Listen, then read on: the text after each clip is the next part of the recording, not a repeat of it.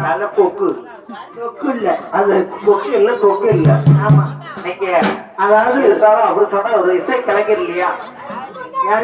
அதான் எதிர்தான் இருந்தாலும் ஐயா இன்னைக்கு நம்ம இசை கலைஞர் யாரு தெரியுமா? யாரு? அதாவது கொடை இருக்கும். அதாவது கோமாட்ட அவுத்து என்ன இருக்கும்? அவர் அப்படி மரமானே அதை சொல்லாத. ஏன் உங்க குணம் இருக்கு? அத என்ன சொல்லுவாரு தெரியுமா? என்ன சொல்லுவார்கள்? அதாவது இன்னைக்கு மக்கள் மட்டும் மனசு வந்தாலும்